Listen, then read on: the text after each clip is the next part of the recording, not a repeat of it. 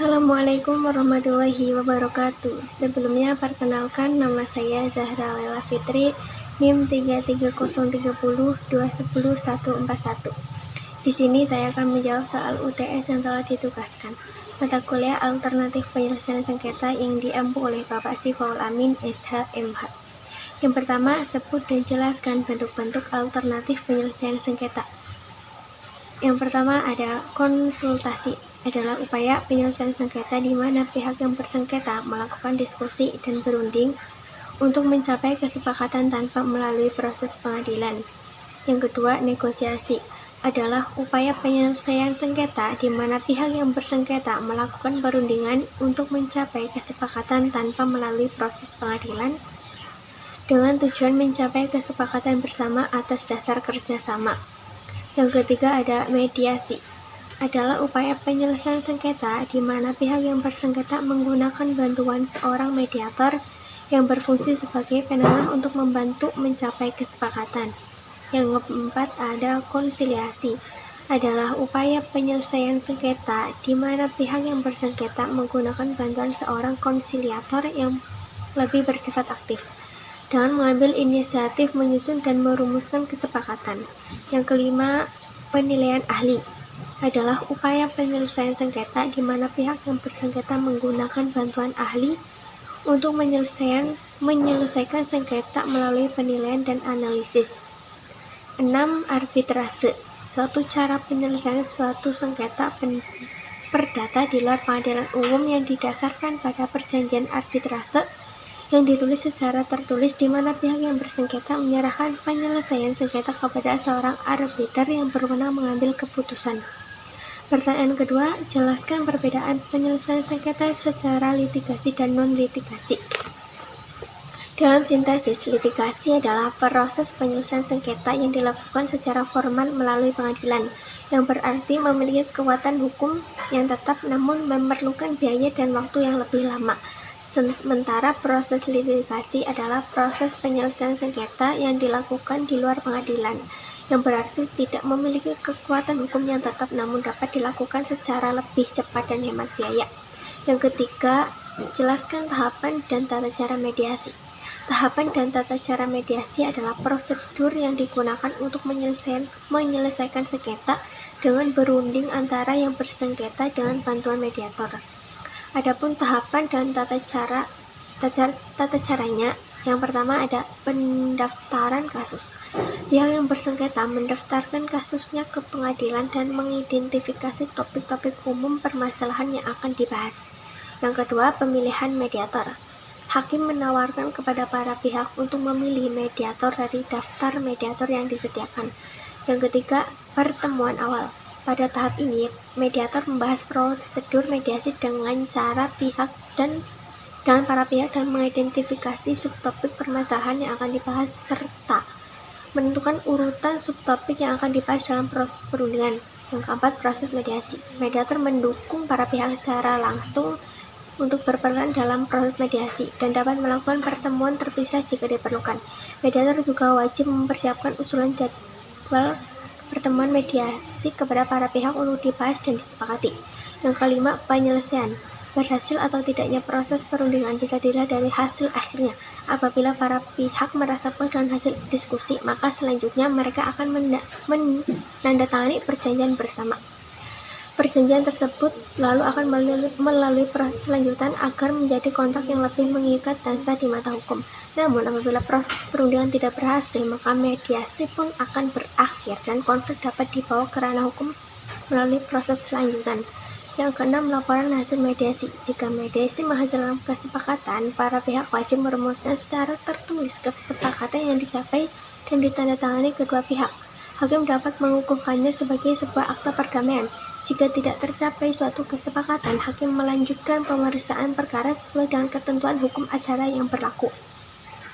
Yang keempat, jelaskan mekanisme penyelesaian sengketa melalui negosiasi. Mekanisme penyelesaian sengketa melalui negosiasi adalah proses penyelesaian konflik atau perbedaan pendapat antara dua pihak atau lebih tanpa melibatkan pengadilan. Dalam negosiasi, para pihak yang bersengketa berbicara secara terbuka dan langsung untuk mencapai kesepakatan. Mereka dapat melakukan diskusi dan berbagi informasi untuk memahami perspektif masing-masing dan mencari solusi yang sesuai. Negosiasi dapat terjadi dalam berbagai konteks seperti dalam lingkungan keluarga, bisnis, atau antara orang-orang yang sebelumnya tidak saling mengenal.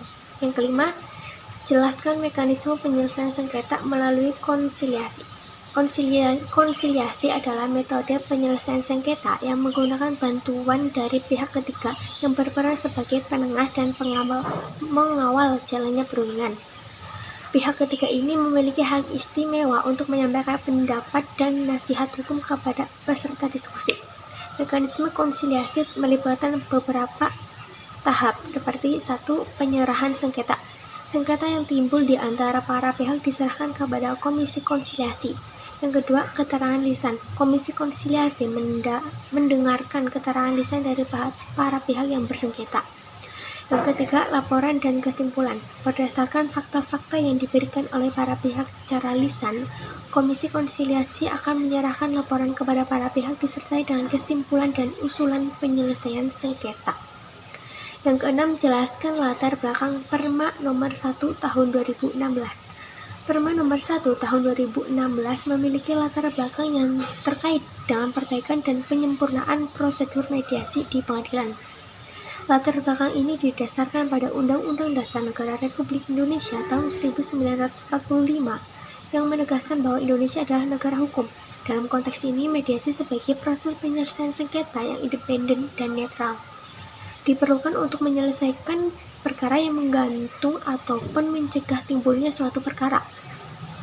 Latar belakang ini juga didasarkan pada sejarah penyelesaian sengketa melalui upaya damai yang telah ada sejak masa kolonial Belanda.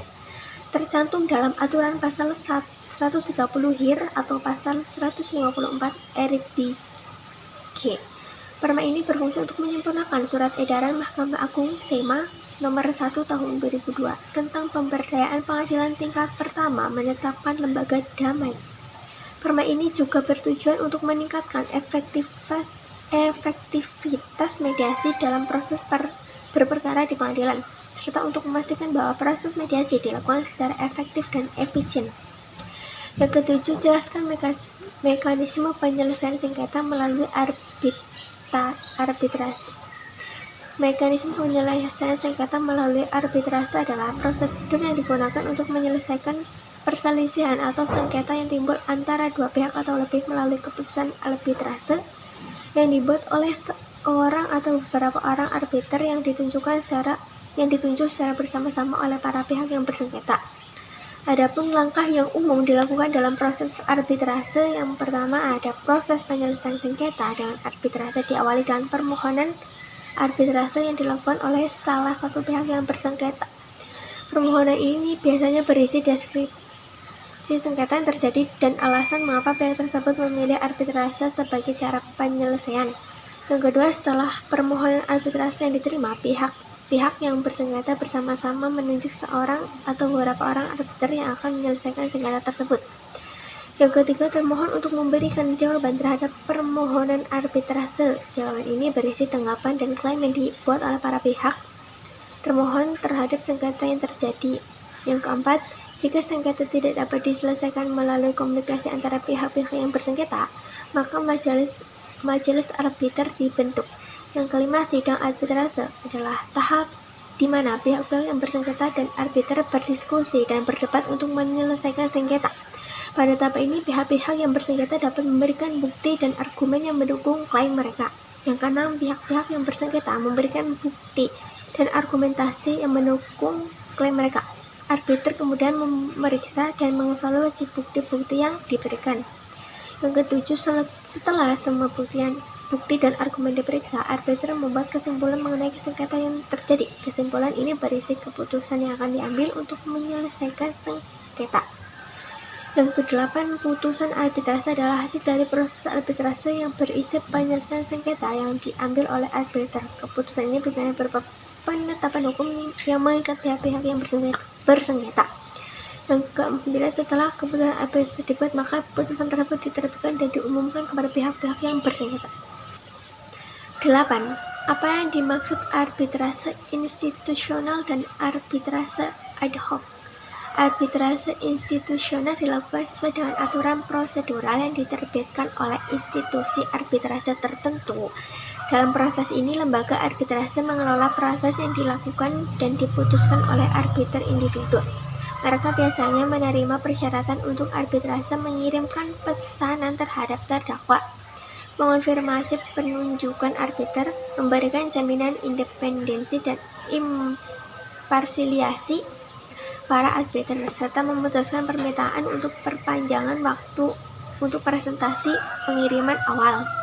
Arbitrase ad hoc, juga dikenal sebagai arbitrase volunter, adalah arbitrase yang dibentuk khusus untuk menyelesaikan atau memutus perselisihan. Dalam proses ini, para pihak yang terlibat membentuk sendiri tim yang akan terlibat dalam proses perundingan.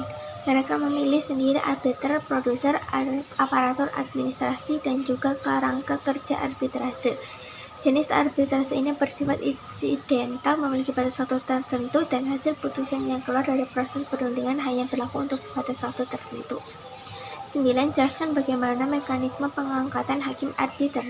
Mekanisme pengangkatan hakim arbiter di Indonesia didasarkan pada Undang-Undang Nomor 30 Tahun 1999 tentang arbitrase dan alternatif penyelesaian sengketa. Adapun syarat-syaratnya: 1. Cakap melakukan tindakan hukum. 2. Berumur paling rendah 35 tahun. 3. Tidak mempunyai hubungan keluarga, saudara, atau semendak sampai dan sederajat kedua dengan salah satu pihak yang bersengketa. Yang keempat, tidak mempunyai kepentingan finansial atau kepentingan lain atas putusan arbitrase. Yang kelima, memiliki pengalaman serta menguasai secara aktif di bidangnya paling sedikit 15 tahun. Yang kedua, pengangkatan arbiter dapat dilakukan oleh para pihak yang bersengketa atau pengadilan negeri atau lembaga arbitrase. Dalam beberapa kasus, arbiter dapat ditunjuk oleh Dewan Kehormatan dengan alasan-alasan tertentu. Yang ketiga, ketentuan tambahan. Hakim, jaksa, panitera, dan pejabat peradilan lainnya tidak dapat ditunjuk atau diangkat sebagai arbiter. Yang keempat, pengawasan. Pengangkatan arbiter harus melalui syarat-syarat yang ditetapkan dan tidak dapat dikenakan tanggung jawab hukum atas segala tindakan yang diambil selama proses persidangan berlangsung. Yang ke-10, jelaskan perbedaan Bani dan Basarnas serta apa sajakah kewenangan dari kedua lembaga tersebut. Bani atau Badan Arbitrase Nasional Indonesia dan Basarnas, Badan Arbitrase Syariah Nasional, adalah dua lembaga yang berbeda dan dalam fungsi dan kewenangan mereka dalam penyelesaian sengketa di Indonesia. Perbedaan utama antara keduanya adalah bahwa Bani berfokus pada penyelesaian sengketa secara umum, sedangkan Basarnas berfokus pada penyelesaian sengketa yang terkait dengan hukum syariat Islam.